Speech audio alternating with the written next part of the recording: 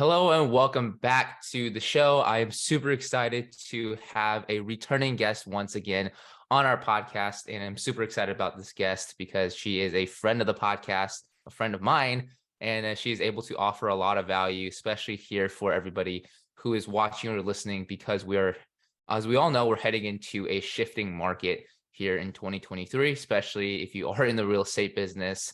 And our guest today, if you go back to episode 2, and listen to our interview. She is a former real estate coach and has helped a lot of real estate agents and team leaders navigate treacherous waters, not just in the real estate market, but also in their personal lives as well. So I'm going to welcome back a guest of the show, the guest I interviewed on my second ever episode of the podcast. Super grateful for that.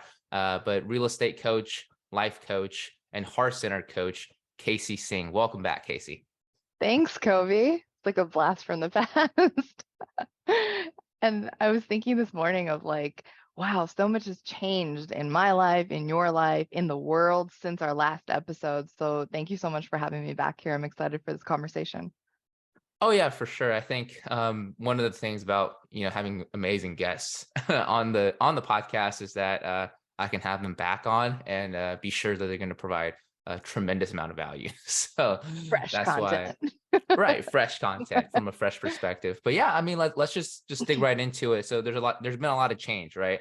In our lives, but also just in the world, especially for people in the real estate market. So let's just kind of dig into that for you, Kacy. I know if you guys haven't listened to our first interview, I definitely go back and listen to that first just to get to know Kacy a little bit more. But let's just catch right up from then. What has changed in this past year for you, and what are you up to? Yeah. So what changed in the past year after our last conversation was I'm actually now living in a whole new country. So my husband and I think we interviewed, it was like March or April, February, March. And then in August, we packed up our stuff and we moved down to Costa Rica. So since August, I've been living here. Personally, that's changed. Professionally, I've also gotten and expanded my business a lot in working with more leads and doing more workshops and things like that. But I think in on the whole, the world seems to be pivoting in a very interesting way since we last talked. When we last talked, it was kind of like the simmering down of the pandemic. There was still stuff happening in real estate markets where I think at that time still it was like houses were overpriced, but people were still buying it. And now almost a year later, here we are, and it kind of is flipped. It's really weird how quickly, almost in a moment, that shifted. And in the transformational space and life coaching, that literally is called a transformation. Where things out of the blue, just you're here one moment and then boom, it changes. So this is a transformative market. Not to say it's good or bad, but it's transformative. There's a massive shift in a short amount of time. Right, exactly. I think people put labels on these things, right? Mm-hmm. Positive or negative, and I mean, you can probably say a lot on this. Is that what is causing people to kind of maybe panic a little bit, or is that the actual thing that causes negative or positive results? Because we all let's not kid ourselves. The market is changing. It doesn't matter where you are. So we'll just establish this point in this interview here. So that's the opinion that we're going to go off on. But yeah, I mean, is it just the way that we deal with change? I think that causes these positive or negative results to show up in our life. Well, yeah, absolutely, because it's your perspective. If you think about it, your reality is all of that around you. So let's take two people, for example, okay? And one person, let's call him John, and one person is Bob. Let's say John has had a really challenging life, but he's always seen the good in things. He's always been able to bounce back. He's been resilient because he's built that muscle. He's been working out his mind, his heart, his spirit. He's been doing the work, so to speak, right? When we talk in life coaching, the work, it's just literally, can you come back from adversity and see it in a light that will help you grow? So let's say John's been doing that work and then this market shows up. He's not scared of it because he's well, I've dealt with something similar before. I've dealt with this energy before. It's the circumstances look different, right? All the time. Every life circumstance is completely unique and different, but the underlying energy of what it is very similar when it comes to change and trauma and chaos and all that stuff, right? So he has a greater capacity to manage and handle change than someone else. So let's talk about Bob, for example, who may have just gone through life very sheltered, not bad, but very sheltered, afraid of taking risk, afraid to put himself out there, afraid to, maybe change in his life. He's been, doing the same thing for the last 20 years, hoping things change. He's been focusing on just like, just staying safe, so to speak. And then all of a sudden this market hits, or the pandemic hits, or something external that he can't control hits. How do you think, both of these people are going to respond? And that's the question, right? To think about.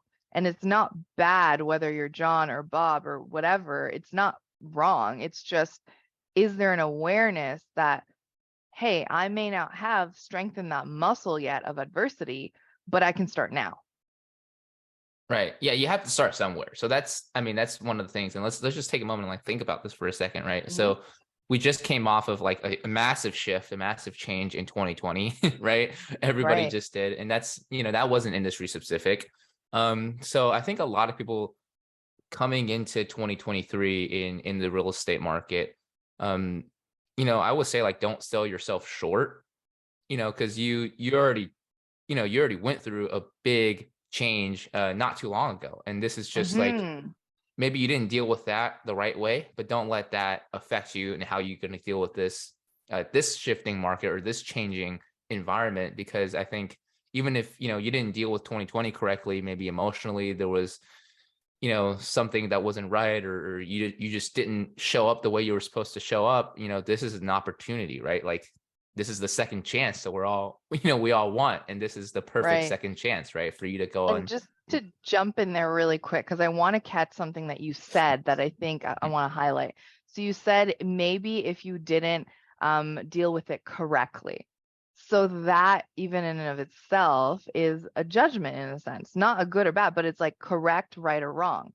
And so the thing I want to highlight for the listeners is like, there's a part of them that feels very much like what you just said. Oh my God, I didn't deal with 2020 in the right way. I like effed it up. Oh my God, I did horrible.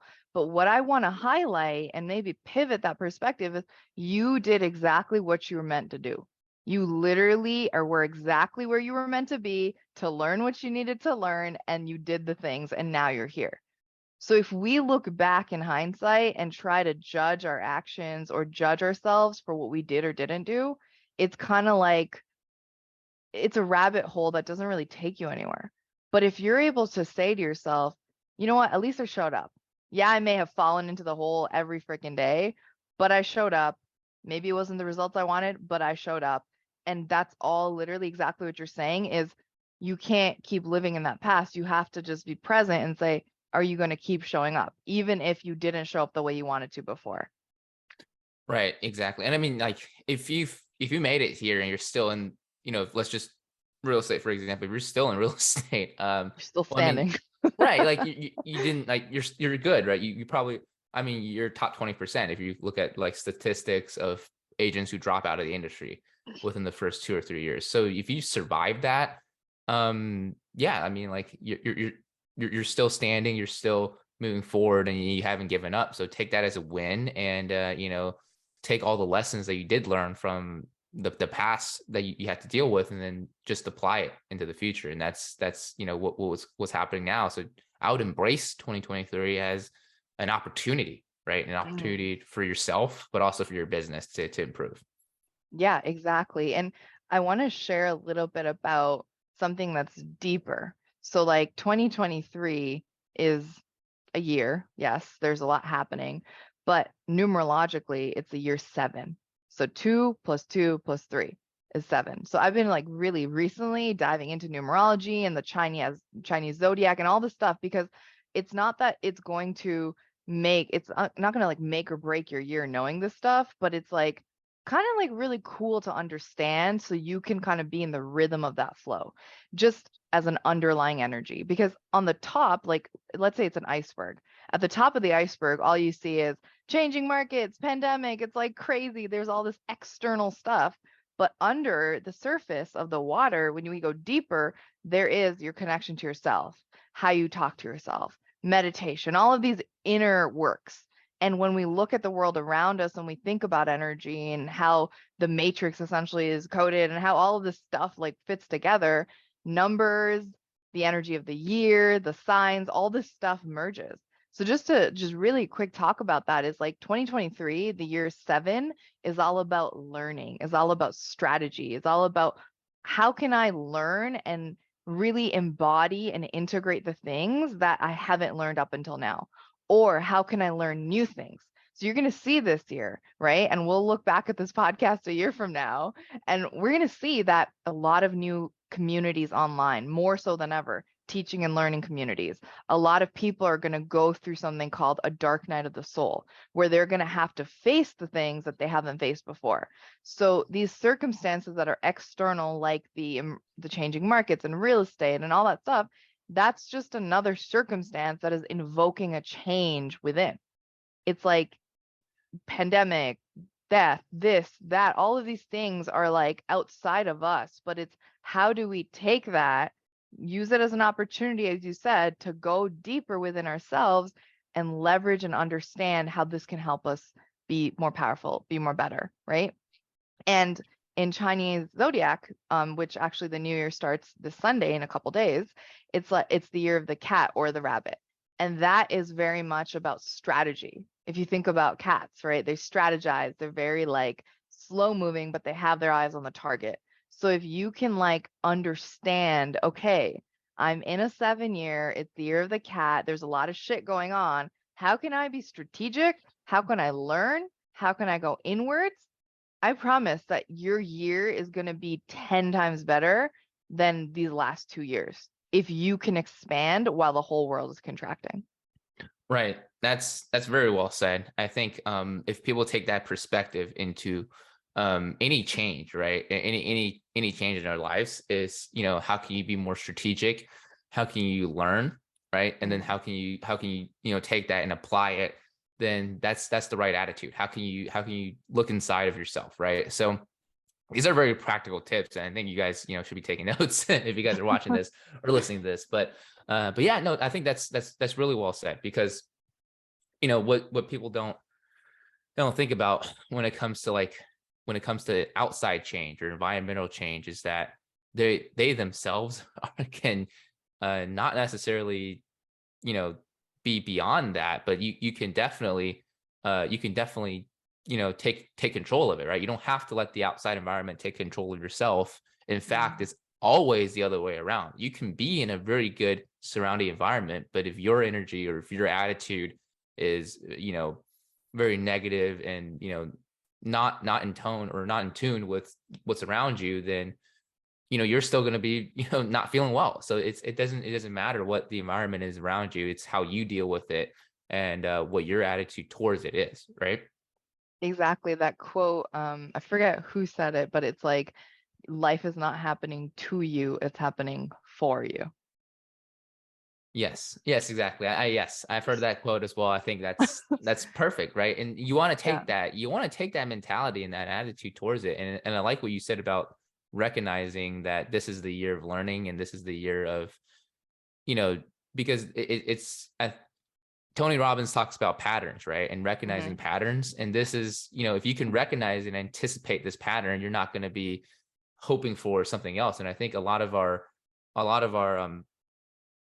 insecurities or what happens when we don't feel good about ourselves or when we have stress or anxiety, it's not because of anything going on around us. It's because there's something going around us, and then we're almost forcing or hoping for something else to happen, right? We're not leaning into this. We're not leaning into the pattern. We're not anticipating it. We want to stay where we are, right? Like we're not embracing the change.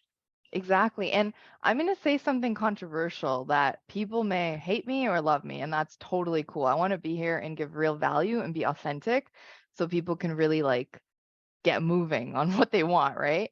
So like a lot of agents, and I say this with love, are sitting on their ass waiting for something to come to them.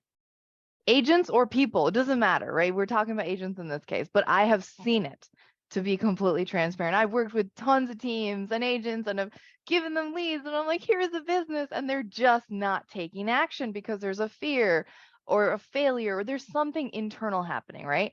But the biggest thing is like that I want to say is like the world does not owe you anything.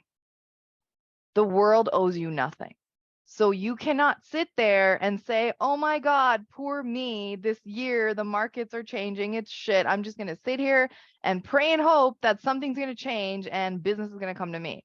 Because with great love and respect, that is not going to happen. It may once in a blue moon happen where you stumble upon something, but just get that like in this changing market, if you're not actively working on yourself, which could literally look like you listening to this, it could be you journaling, it could be you meditating, it could be you facing the things within you that you have been afraid to face. Maybe that's what's being asked, right? It's not like you have to go out every day and hustle for business. Often when you just sit with yourself and you face the things within you that you've been afraid, it's like you open up and you're a new version of you and business gets magnetized to you. But you have to be doing some sort of work to move yourself forward, right? And I've seen a lot of agents, and very recently I had a conversation with one yesterday where we were talking about clients and, like working with high value clients and attracting them. And something that she said, which stuck with me that I'm just like very interested by. And I did talk to her about it, but she's like, yeah, I got to make money quick. I'm bleeding money. And I was just like, I stopped her and I said, okay, great. I get that. But where is that statement coming from? Is that a fear-based statement or is that coming from abundance? And do you think you're going to attract more clients by saying, I need more clients, I'm bleeding money? Because in that context, you're essentially saying, the world owes me money. The world owes me clients. I need to get this. They better come because I'm bleeding money. So that for me, like, it felt very important to bring up today because, like, in the world of coaching and energy and transformational work, a lot of people think that all you got to do is sit on your ass all day and meditate and be like, yay, I'm transformed. When really it's like, no, you have to take action and you have to move closer to who you really are. And you can't do that when you're just like waiting for something to happen to you, you know? Right, exactly. I mean, there's no replacement for doing the work. And No. right, there's no replacement for that. And there's no easy way out. And I completely agree with that the world doesn't owe you anything. And we can't take that attitude towards anything at all in our lives, right? If it's better relationships, we need to work at that, right? If it's Yeah. better, in our business, definitely need to work at that. If it's better health, better ourselves emotionally, these are all things we need to actively work at in order to have. But the cool thing about that is we all have the power within us to work on ourselves and to do it. So I guess my question is, why do you see so many people just kind of wait for business or wait for things to come to them or wait for something to happen? Is this just programming? Is this lack of information? Or is there something that they can change, right? Because I think understanding why people are not taking the action is the first step to knowing how they can actually make that change. How they can break the pattern, right? For sure.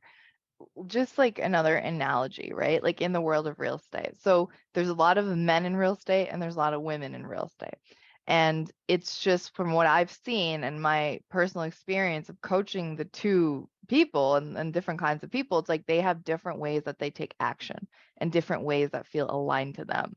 So I'll answer your question, but just I want to share this first. So like a man in real estate, for example, who is, who has had a lot of experience in sales, who's confident in themselves, who's like very much like, for example, like Grant Cardone energy, will go out there and get shit done and hustle hard and make those hundreds of phone calls. And it's like this like very powerful masculine energy, which is not that masculine energy is just within men. Masculine and feminine are within both men and women. It's just a matter of how do you embody that energy. So for someone like, for example, Grant Cardone, if he was an agent, he would be out there taking massive action, closing deals, kicking ass. And essentially, if you think of like a bulldozer, like pushing his way through no matter what. Someone says no, great. It's a no, not right now. It's not like a no forever. So he'll keep hammering them, right? Whereas I've seen women try to do similar things, and that usually leads to them being burnt out. Now, let me talk a little bit about why this is important. So men and women in their like nature have different tendencies. Men are very much like the like holding space, like push through, take massive action. Women can have just like a calm, kind conversation with somebody and they can close a deal with ease. Just saying, like it's just different energies and the way that we are able to nurture and hold conversation. And men can do that too. It's an art, but it's like just leaning on our strengths. So if someone tells a woman who is very much all about like nurturing and just like relaxing, but also, taking inspired action when it feels good, it's like she's going to do that. But if she has a coach or a mentor that tells her to get shit done every day and push her to the point of burnout, she's just not going to do it. Or she's going to do it, but feel scared or afraid of the failure because it's so intense. And so, where I'm going with this is like everyone has their own different motivations, their own different ways that they feel like authentic in their action. So for me, for example, like I have certain days where I will literally just do nothing, to be completely transparent, because I know that's what I need. I can't go every single day and hustle hard and push, push, push because I've done that, been there, and then I burn out. And so this is where a lot of my clients live it, is like, how do I find that authentic space for me to take action that resonates with me, not to please somebody else, not to do it because my team leader says it, but how do I build a business that's unique to me? And so what's really important to understand is like, yeah, everybody has their different motivations, everyone's built different, and they can take actions at different times. So like some people may just be sitting there and waiting because it feels like it's not actually the right time. And that's okay. They don't have to go out there and throw their stick over the fence, but they can do even something small, like make one phone call or write in their notebook of my intentions for this week, or I don't know, like go work out, go meditate. I think action is so infused with I need to go and be intense and do something out there in the world and make it huge. And that's kind of like interesting because action really isn't that. Action is just if I'm drinking a cup of water, I'm taking action. I thought I wanted to drink water and then I got a cup, I filled it with water, and now I'm drinking it. Right? Like that is action. So I think that so many people may be afraid to take action because they think it has to be a certain way. They have expectations that it has to look like the way that Tony Robbins is taking action, or the way that Kobe's taking action, or the way that, Grant Cardone is doing taking action. You're not there, and you may never be because that's not your path. You have to live your own path, and you have to, like, I invite you to understand what it is like for you to take action and what feels right, because some people may only work 2 hours a week and make millions of dollars in deals, where some people may need to do 50 because they have a different way and different style, right? I'm sure you've seen this as a team leader. Different people have different things and ways that they do business, right? 100%. And that's a great transition to my next question, actually. And I Yeah. know this is a fast transition, but now that we're on the topic, I need to ask this. So Okay. you've Okay. you've worked with many team leaders in the past, or at least a Right. couple. So I have a team of agents as well. So this is Yeah. going to be very relevant for me. In this change, right? In this changing market, when you've been working with leaders, like what have you seen is the best for them? Like what should a leader be doing for their team in a changing environment? And I think the most important thing that I want to just learn from this is, understanding that there's different personalities, and how can, me being a leader or somebody else being a leader of a team of agents or a brokerage of agents, what can they do, right? Because they're on one speed, right? And Mhm. if they weren't on that speed, they wouldn't have built their team. They wouldn't have Right. been that successful. So Right. what do they need to do, right? To be on, to be on the same, see eye to eye with their agents, and be able to not just motivate them, but make them feel comfortable and feel loved in this new changing environment in 2023. So this is Yeah. I'm ready to learn. Okay. Okay. Awesome. I love it. So there's a couple things. Okay. The way that we're going to look at this is there's the front of the how do I want to say this? I'm kind of, let's think of like a funnel. It's like Hmm. the top of funnel answer, but then the bottom of funnel deeper under the iceberg answer. Okay. So top of funnel answer is that you as a team leader are interfacing and connecting with your team every single day. And they show up as a certain version of themselves because you're their team lead. And a lot of people in real estate, because it's like this transition from being like a employee to now you're an entrepreneur, but you still have a team lead. There's still someone that you're connecting with, someone that's holding you accountable, right? So a lot of people will have a challenging time shifting from the employee mindset to the entrepreneur. So they may still see you as a leader, as their quote unquote boss. I've seen this a lot, right? And it's like, I'm not your boss. I'm here to support you, but the because being a boss is like they're going to tell me what to do and I'm going to do it. And that's kind of the employee relationship. Task given, task completed, check mark, paid, which is not the way business works. It's not the way real estate works, right? You give your team tasks because you want them to build their business. And it's not that them doing that one task is going to pay them $30. It could pay them 30 grand. It could pay them nothing. So it's very inconsistent and you can never tell what's really specifically going to be the thing, right? So with that in mind, they show up, and a lot of them will think of you as their boss. So they're not going to be completely transparent with you about how they're feeling or where their fears are or where they're stopped. So you as a leader just have to know that, okay, they see me as someone that could be like a boss, but my job is to connect with them on a deeper level emotionally and understand what their motivations are so I can help them grow. Okay. So when they show up to you like that, that's their surface level mask person, essentially. This is the best way to say it. Like they have a mask on, they want to look a certain way to you. And it's a little bit hard, right? Because you're like, okay, this person is showing up as super motivated, but they're not doing the things. They're like in my face, like, yes, let's go. And then next week they're in the same place. They're not growing. Or there's some people who may be super tough on the exterior, but they're getting shit done and you just don't really understand their motivations, but they're doing it. So it's not very like scalable because you're like, how do I duplicate this? How do I make this consistent, right? Like Bob is kicking ass, but I don't know what his motivation is. But Sally is just sitting on her ass, but she shows up to every week's call, like pumped. So that's like the top of funnel. You'll get a lot of different people as a leader. So you have to recognize first and foremost that they are not who they say they are, with great love. They will show up to people please. There's all sorts of things happening, all sorts of reflections. Deeper, okay? The next level is as a leader, having consistent one-on-ones with each person. This is super important. And it's like you can do a team meeting, but how people show up in a team is completely different than how they show up one-on-one with you. Because, okay, so this leader that I was working with, she's like, Kacy, she's like, I'm always available for my agents to take me on listing appointments.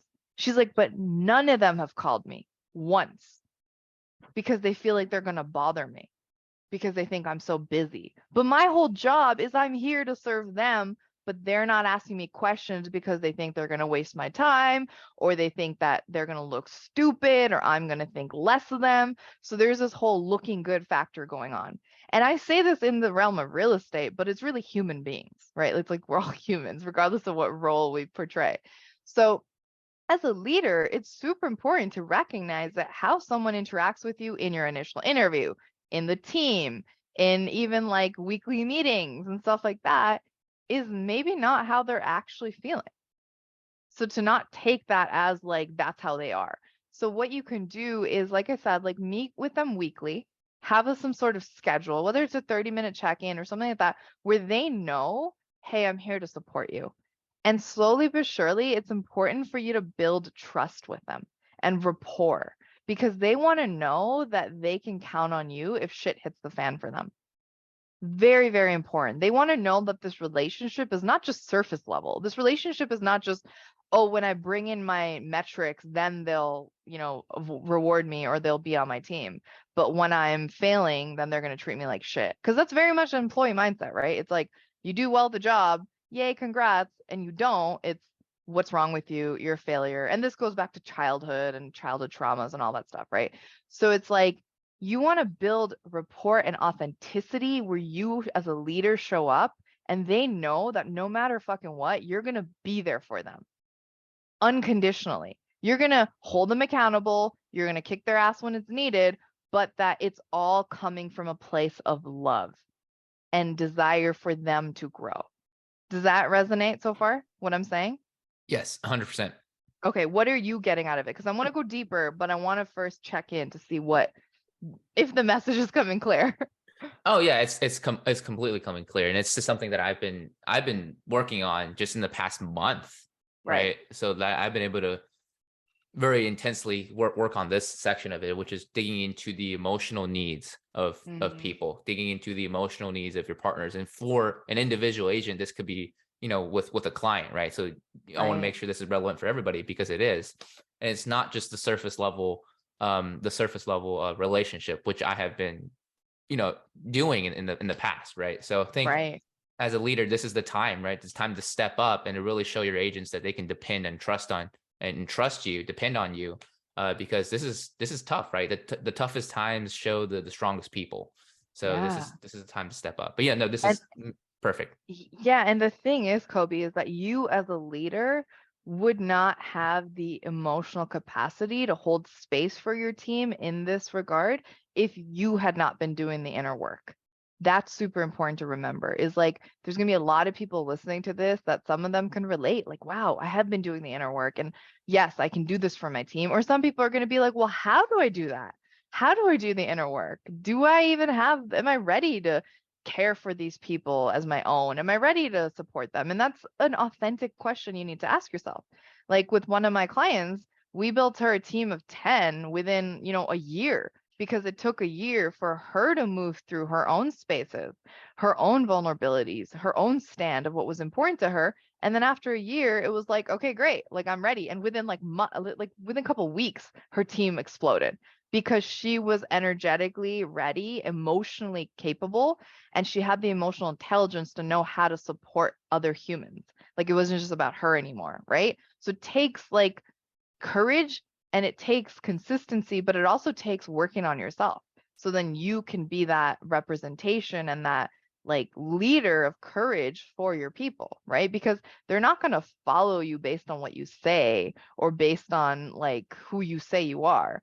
They're going to follow you and have respect and trust for you based on who you show up as, even in the hardest circumstances. When you can show up as heart centered, as really like powerful, with love and not like fear and chaos, and you can be real about where you're at, people are gonna like be loyal no matter what. Like it's just so powerful, right? And so another thing that I've seen is like, so you have, your surface level relationship, but then you want to go deeper one-on-one, understand where they're at. And a couple of tools you can use is like, have you heard of the DISC profile? I have. Okay, perfect. So having all of your team members do that and give you that report so then you can get a deeper level understanding. Then there's also something else which you can do, which is called human design. So you can get them to do that test and it's free. I can even share some links after that you can share with people. But essentially you get them to do the test. It's free and it gives you a general understanding of where their human design is. And human design is based on your genetics, based on DNA, it's based on how you interact with the world. And there's a lot of different cool things you can learn of how people show up based on their design that you as a leader can then intuit. You're like, oh my God, that makes so much sense. And so these are reports that help you extract the things, so to speak, that they may not be telling you, but that you can see. Oh, yeah, I can see how this tendency shows up for them, this positive trait or this trait that has a potential to self sabotage. And then another thing that I talked about in the beginning of this call was numerology and zodiac astrology, right? So I've been doing for my teams and for my clients, I've been doing reports that take their life path based on their birthday, that take what year were they born, what zodiac astrology are they, how does the number of the year affect them? Like there's all these different things that you as a leader can gather this data and be like, holy shit, this makes so much sense. Like it's crazy how like these pieces of information together, like combining the practical, how this person sees the world in their brain, but then also the energetics of how is this person imprinted with the energy when they were born, how does that impact how they show up in the world? And what do I need to do as a leader to help motivate them in this direction, knowing this information, right? So this is valuable information to know. That I can even send you your chart after. We'll talk about that. But I think that would add a lot of value too for you to see yourself as a leader as well. So there's tools you can use, resources, and then your one-on-ones will help you get deeper into that, knowing these tendencies, right? And they'll have access to this too. So it's great self-awareness for them as well. So you guys can both talk about it. And then the next layer is like, you as a leader have a role in their life, but it's also important to maintain a healthy boundary, right? Like where you're not like, it's like you can go to a certain limit, but when it gets into like they want to talk to you about trauma or all these things that you may not be trained to work in yet, and that's never something you never want to do, right? You're just like, I'm a real estate agent, I'm a team lead, I want to love people, but I also don't want to go deep into their family history or talk about their divorce or talk about all these things impacting them because you're not their therapist or their coach, right? In that same sense. So it's like team leads will often, and this is a lot of what I do, is will like hire me to come into the team, to work with people, to have sessions with them, to understand. And then at the end of our time together, whether it's 6 weeks or 12 weeks, I will come back to the team leader, and without divulging a lot of like personal information, I'll be like, look, this is how this person operates based on where they're at. This is how you need to essentially, this is the game plan. So it's like working together with someone external that's a third party that's equipped in emotional intelligence, helping people develop their leadership skills, outsourcing that so that you can have another pillar on your team, a team member that's part of your team that can help hold space for all the other people. Does that all resonate Yes, it and does. add value? Okay, Yeah, perfect. I like that you mentioned that the healthy boundary because I think Yes. that's where people are afraid. And I mean, at least I can speak for myself, but I'm sure this is not just for me, but like people are afraid to go deep into the one-on-ones and the trust and the emotional layer because they think they have to, they have to talk about the traumas, right? They don't know that there is a boundary that you can Mm, stop. And that's why they're afraid to take the first step into emotional motivation and understanding people from a psychological level, is that they think that if they open the, like it's like opening Pandora's box, right? They don't know what's going to come mm, out, and they right. have to bear the all the brunt of it. So I like that you mentioned the healthy boundary. So if you guys are out there and you're struggling with this, understand you can and should set a healthy boundary. Yeah, and I think that comes from setting up your team for success, right? Like if you're like, look, hey guys, we're gonna do, or even in your one-on-ones, you're like, look, like this is gonna be a really powerful time for you to share with me what you're motivated. We may go deeper, we may talk about things that are uncomfortable, but just know that it's okay. But we also have resources. We have like emotional support or emotional intelligence workshops. We have, a coach as part of the team who's going to work with you. So they are also then like able to feel safe in knowing like, oh, okay, I can share some stuff with my team lead. I can share the things with Kobe, but he's actually put in place resources for me to get the support, because like a lot of the times this will be people's first encounters with talking about their emotions, or their first encounter with actually understanding that, hey, my business is a representation of me. The more I grow personally, the more my business is going to grow professionally, right? Like it's all very much fluid. And so it's like if you set up that space for people to grow, they're not going to leave you. And on top of that, they're going to grow with you and know that like the amount of support you provided is literally rooted deep for them with you, and they're going to take you up to this next level of success while they win as well. Right. Yeah. It's all about that. It's all about just providing that enough space and enough enough room for growth so that they're able to grow together with you. And yeah, I love it. I mean, I think this is very helpful for myself personally, and I think for a lot Yeah, of good. leaders out there. Because I think like a lot of team leaders are going to be the ones who are struggling the most in not to, downplay anything, but I think a lot of team leaders are, because they're not just dealing with their own business, but usually team leaders have overhead and expenses to pay, especially if they own a brokerage or have office space. So, Right. you know, in a down market, that's going to be really tough because they have the expenses that they have to pay. And then they have their own business they have to run, take care of themselves. And then they have anywhere from 10 to 100 people that they have to be responsible or in some way or shape or form for their success as well. And that's a direct reflection on their own success. So, you know, Right. It's it's like just the a, yeah, fine balance, right? Like it's just like figuring out what works. Because for some people, as they're growing and you have like 10, 20 people, it might be a little bit easier to do one-on-ones like biweekly.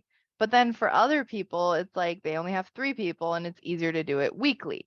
But then a team of 100, it's like, okay, well now let's outsource, let's bring someone in, let's help manage this energy because they can teach people the ins and outs of real estate, but then also understanding that resources need to be put in place that help people with their mental, emotional, psychological needs, because like that is going to contribute directly to their growth. And that's going to help the leader also grow as well when they give a space to their team to have that outlet essentially.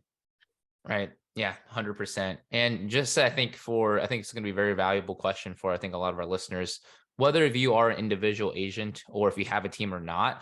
I think the important thing in this year is to just understand that focusing on yourself and focusing on developing yourself, but also, you know, being able to bring in an income, right, for their business and for their life, right? So I think for a lot of Right. people, whether they have a team or not, that's going to be the balance that they are going to have to juggle or, balance, if you will, in this year. So what do you like? How would you suggest somebody who's whether they're individual or a team leader to Mhm. juggle that or to balance that? How much time should they be spending on working on themselves, and how much time should they be spending on just putting their head down and just because it's real, right? For a lot of full-time Yeah. agents, this is real. They have to bring in an income. Of course, 100%. I think that like once you start to like work on yourself, for example, and you understand that that helps fuel your business, it just becomes a part of it's like second nature. Like it becomes a thing that is just a part of you that you don't need to like actively be like, I have to work on myself now for 3 hours and then I have to work my business for 3 hours. It's kind of like all in one. But if you're just starting and you're like, what do I do? I would just simply start with in the morning, set yourself up for success, right? Whether it's you just meditate for 10 minutes. Okay, there's really great apps out there. There's Headspace. There's an app called Insight Timer, which is free. You can upgrade if you want, but there's thousands of meditations for free. You can start off morning meditations, do it for 10 minutes, just get a clear head. And then something else I like to do in the morning, which only takes like 10 or 15 minutes, is something called flow writing. So I have a pen and I have my notebook and I literally just for 10 minutes and I put on maybe like some soothing music or whatever that's a 10-minute timer and then I'll just flow write whatever needs to come out. I'll just write and write and write just for 10 minutes to give myself that outlet because it's like you have all this stuff in your head, you have all these ideas, all this like even stuff that you didn't even know was in your subconscious, fears or things like that that are in your space that you may not be able to see. But when you sit down to almost like do a brain dump or like a purge, the flow writing helps you clear yourself for the day. The meditation helps you just calm down, relax. The flow writing helps you just like purge it all out. And then you're ready for the day. And that for me is like, if someone did that every day for this year, I guarantee you'll be a completely different human. If that's all you did, 20, 25 minutes in the morning, spend time with yourself. That could literally be the thing. And you'll see, you'll start to make more like healthier choices for yourself. You'll start to have better boundaries. You'll say no when it's not actually something you want to do. Because in teams, I've seen this a lot too, is people will just like say yes because they think they need to, because they want to please the team leader or whatever. But meanwhile, it's like they actually can't take it on. They don't know how. They don't have the capacity, and or they don't actually want to. And so it's like super important to like understand that as we're moving into this year, we are a team, right? And if people can be honest and authentic about where they're at, what their needs are, and they can speak up for what they want, that's going to help the world so much more than by pretending to just want to do something because you think it will make the other person happier, right? So little things like that. And then throughout the day, yeah, then you go about it. You do your business, you do your income, you do the things that you know you need to do that your team leader is like, get shit done and do it and take action. But like the underlying energy of that is you've already cleared your space, you've already meditated, and there's this really beautiful feeling of, wow, I had that moment with myself that was sacred, that was not about anyone else. It was just about me, and that's all I did. It's kind of like after you work out, like you feel this rush, right, of energy, and you're just like, I can take on the world. It's kind of like you do that, but when you're meditating and flow writing, you're in a very much like a receptive space. So you can receive intuitive impulses, you can get guidance that is coming from your truth, not your, false mask that you've put on for the world. So like a big thing that I teach is just like, no matter what, how hard life is, what circumstances are unfolding, what's happening around you, you can always, even in the smallest moments, find a simple moment for yourself. Because if you can just kind of like take a, like, it's kind of like creating space between you and the world. It's like if the world is stuck to you like this, you're constantly going to be trying to win it, defeat it. Like there's all this shit happening. But with meditation and flow writing and being aware of yourself, you kind of create like this little space. And then in that space, you have a sliver of a moment to make a conscious choice. And when you can do that, you're so much more better for yourself and for the world. Yeah, for me, that's lunch. Yeah, there you go, right? The Right. moment for yourself, super important.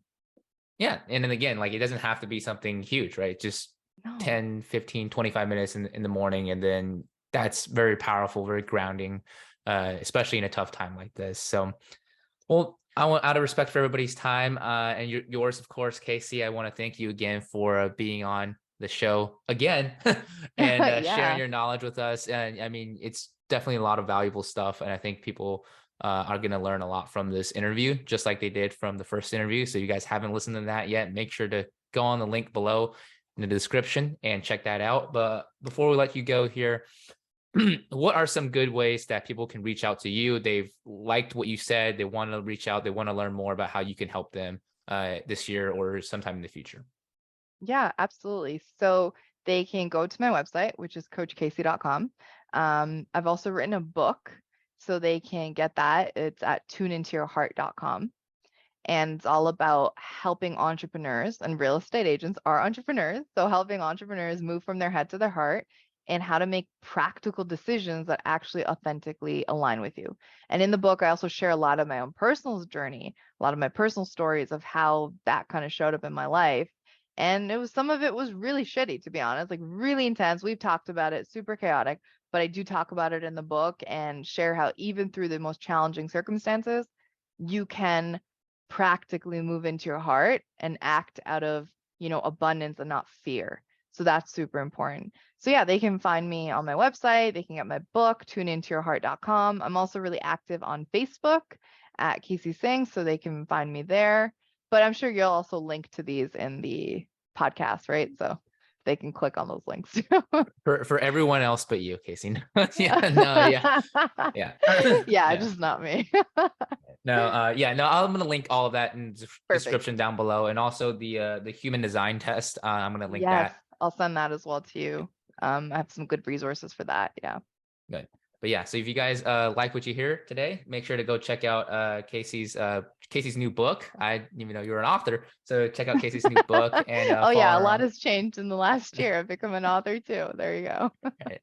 So yeah, it's a lot of valuable stuff. So make sure to check it out. Reach out to her if you need any help with your team and setting up an emotional resource for your agents or for yourself, right? If that's Mhm. something that you need to work on yourself as well. It's really helped me a lot working with Kacy in the past year. So I definitely recommend it for everybody as well. But other than that, Kacy, is there any last thoughts you want to leave with our audience here before we sign off and just, fill in that space between our next interview, I guess? Yeah, for sure. Thank you for that. I think the most important thing out of all this, like to remember, is that this is your journey. Like this is your journey. This is no one else's journey. And yes, the world might be in chaos. Everything may be crumbling around you because that's very real for a lot of people. It was very real for me as well at a time. And it's even through that chaos, like the human spirit can prevail. So just remember that if even in the toughest times, you're not sure how, right? Just trust that you will get through it. Circumstances are just that, circumstances. They're ever flowing and changing. So if you can, in that challenging time, just go inwards and take time for yourself without constantly looking outward at what's happening, and just take the moment and say, what do I need? Who do I need to be right now for me? That's going to serve you more than anything. And I promise that it's going to help you live a more like authentic life for you, even if it's just a minute of meditation or something. What a beautiful message to leave us on, I think. But thank you again, Kacy, You're and welcome. really appreciate it. And for our listeners out there, thank you for tuning in, and I'll see you guys on the next show. Take care.